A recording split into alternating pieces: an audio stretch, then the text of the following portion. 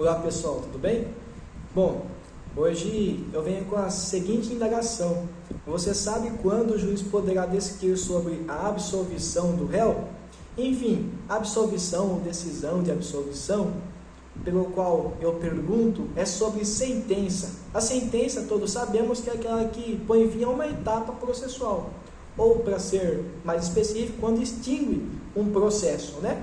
Então nós temos aqui no Código de Processo Penal o artigo 386, que traz para nós as hipóteses em que o juiz poderá decidir desta forma, sobre a absolvição do réu. Nós devemos observar também que existem algumas hipóteses que são semelhantes umas das outras, porém não devem ser confundidas, como por exemplo no inciso 1º e 2º do Código de Processo Penal e também no artigo ou no inciso 5º e no inciso 6º do artigo 386 do Código de Processo Penal também.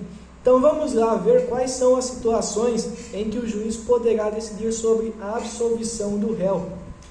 A primeira delas, no inciso 1º, e assim, subsequentemente, na ordem dos incisos eu vou falando para vocês. Nós temos aqui, inciso 1º, estar provado a inexistência do fato. Bom, aqui é bom observar também que para que haja um processo penal, ele deve estar justificado com a prova da materialidade do crime. Então, a materialidade do crime seria o fato típico que está prescrito lá no Código Penal ou em alguma lei especial que prevê um crime, que é uma situação que está descrita na lei, que constitui aquela situação ocorrida como um fato típico de crime. Então, quando está comprovado a inexistência deste fato pela defesa, não pode ser aquele réu condenado. Isto ocorre mais por parte da defesa, em que no momento que ele tem para se defender em um processo criminal, ele consegue comprovar que aquele fato pelo qual ensejou a denúncia ou a queixa-crime, que é o que motiva a ação penal, aquele fato não ocorreu. Então ele conseguiu comprovar a inexistência do fato. Uma outra situação que é semelhante, mas não deve ser confundida, seria a que está prevista no inciso 2º, que é quando não há prova da existência do fato. Ou seja, aqui o Ministério Público encaminhou a denúncia, iniciou-se a ação penal, mas não conseguiu comprovar que existiu aquele fato pelo qual ele está acusando aquele réu. Então, neste caso também, que é uma situação bem diferente, não pode ser o réu condenado, portanto, deve ser pelo juiz absolvido. E aí nós temos também a terceira situação, que é quando não constituir o fato infração penal. De acordo com o princípio da legalidade, artigo 1º do Código Penal, não há lei, não há crime sem lei anterior que o defina, e nem pena sem prévia cominação legal. Ou seja, para que haja um crime, este crime ele deve ser um fato típico, antijurídico e culpável. Então, fato típico entende-se que é quando a lei determina que determinada ação por parte do infrator constitui um crime, como, por exemplo, artigo 121 do Código Penal, que descreve lá que quem matar alguém, esse comete o crime de homicídio. Então, é um fato típico. Então, aqui a terceira situação é quando não constitui aquele fato pelo qual ensejou a acusação ou a ação penal, é quando não se constitui como um fato típico de crime, certo? Aí nós temos a quarta situação, que é quando estiver comprovado que o réu não concorreu para a infração penal. Neste caso, é quando há um crime de concurso de pessoas, ou seja, um crime que ocorreu e que teve a participação de mais de uma pessoa para o cometimento daquele crime. Então, quando o réu ou um dos réus consegue comprovar que ele não participou para a ocorrência daquele crime, então ele também não deve ser condenado por aquele crime pelo qual ele está sendo julgado, certo? Aí nós temos a quinta situação aqui, que é um pouquinho diferente, que é semelhante, mas é diferente, que é quando não existir prova de ter o réu concorrido para a infração penal. Diferentemente da primeira situação que eu acabei de citar, é quando o réu ele consegue na defesa comprovar que ele não participou do crime. A segunda é quando o Ministério Público não conseguiu comprovar que ele participou daquele crime. Então são situações diferentes. Em ambas elas, o réu deve ser absolvido.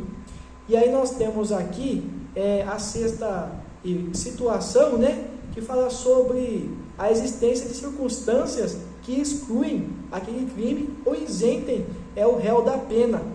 Nós temos, por exemplo, no Código Penal, as causas de excludentes de licitude, que estão previstas do artigo 20 ao 23, que é quando, por mais que constituem um fato típico e antijurídico de crime, até mesmo culpável, se este ocorrer em legítima defesa, em estado de necessidade, no exercício regular do direito ou no cumprimento do dever legal, são 4 situações que excluem aquele fato típico de crime, porque ocorreu numa situação que justifique a ocorrência daquele crime. Vou dar só um exemplo para vocês entenderem.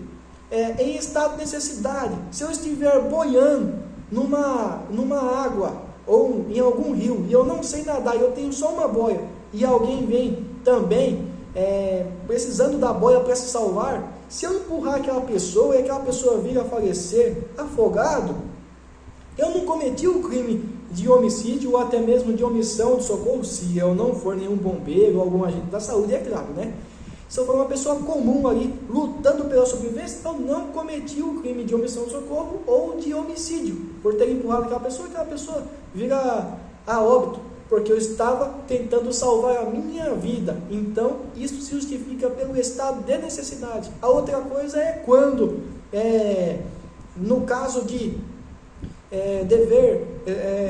estrito cumprimento do dever legal, quando eu, por exemplo, sou policial e preciso salvar a vida de terceiros, e há aí um conflito em que um ladrão, por exemplo, armado, coloca em risco a segurança ou a vida de outra pessoa, e para que eu repila aquela injusta agressão, eu utilizo de um meio necessário, que é talvez atirar no bandido, e a consequência disso talvez seja um óbito.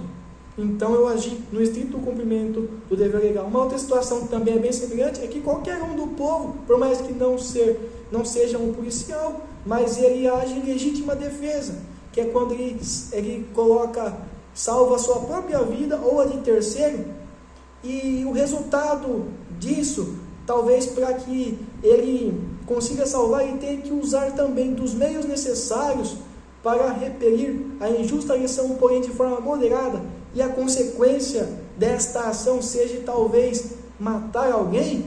Se ele estiver agindo em legítima defesa, também não comete crime. Ou então quando ele age no estrito cumprimento do dever legal, que já foi uma situação que eu já exemplifiquei, ou então no exercício regular de direito.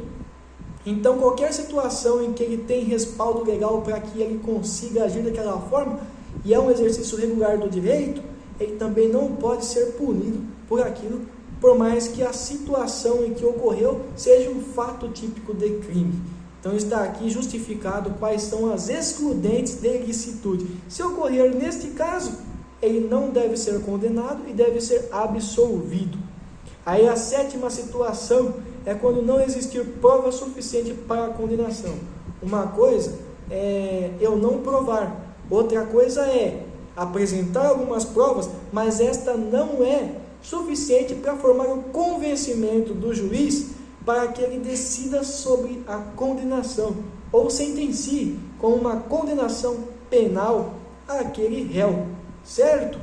Então, neste caso, prevalece o princípio do indúbio pro réu, que na dúvida deve ser absolvido.